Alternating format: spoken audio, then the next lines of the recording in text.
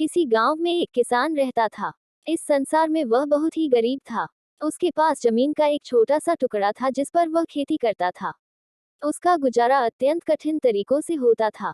एक दिन सूरज की गर्मी चरम सीमा पर थी, परंतु किसान हमेशा की तरह खेत में काम कर रहा था। पसीने से लथपथ किसान बुआई के लिए खेत जोत रहा था। इसी बीच खेत में खुदाई करते समय जमीन से एक बड़ा सा लकड़ी का बक्सा मिला। किसान ने सावधानी से बक्से को निकाला। पहले तो उसके समझ में नहीं आया कि बक्से का क्या करें। आखिर उसने बक्से को खेत के बाहर रख दिया। उसे साफ करके जो रोटियां वह घर से लाया था वह बक्से में रख दी और अपने काम में जुट गया। दोपहर को जब वह खाने के लिए रोटियां निकलने के लिए बक्से के पास गया तो हैरान रह गया। उसमें रोटियां ही रोटियां भरी हुई थी। तब किसान को पता चला कि वह जादुई बक्सा था। उसमें जो भी चीज डालो उसका 80 गुना होकर बाहर आता। जैसे एक मूंगफली का दाना डालो तो तुरंत उसमें से 80 दाने निकल पड़ते। किसान ने तृप्त होकर खाना खाया और उसके बाद किसान संतुष्ट होकर बक्से को घर ले आया। बक्सा मिलने के बाद किसान बहुत खुश था। उसे लगा कि उसके सब दुख अब दूर होंगे। वह लालची नहीं बल्कि धैर्यवान व्यक्ति था। उसने बक्से का दुरुपयोग नहीं किया। उसे जब भी किसी चीज की जरूरत होती तो बक्से से तुरंत प्राप्त कर लेता।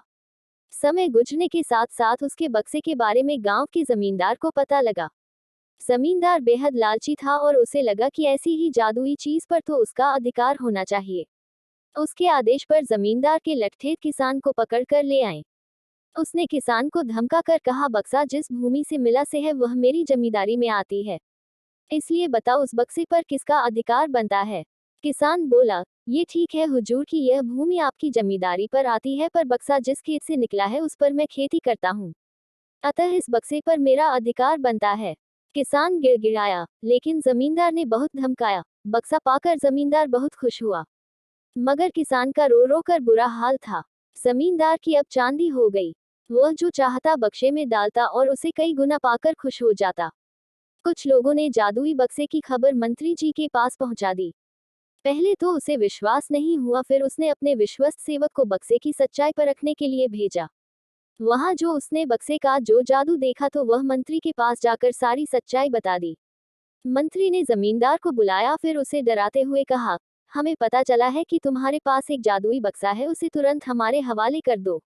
इसी जादुई बक्से को हाथ से निकलते हुए देखकर जमींदार की हालत खराब होने लगी। उसने मंत्री जी से बहुत विनती की पर मंत्री नहीं माना। बक्सा पाकर मंत्री मतवाला हो गया। विरोधियों को यह अच्छा मौका मिल गया। उन्होंने बक्से के साथ साथ मंत्री के निकम्मेपन की खबर भी राजा तक पहुंचा दी।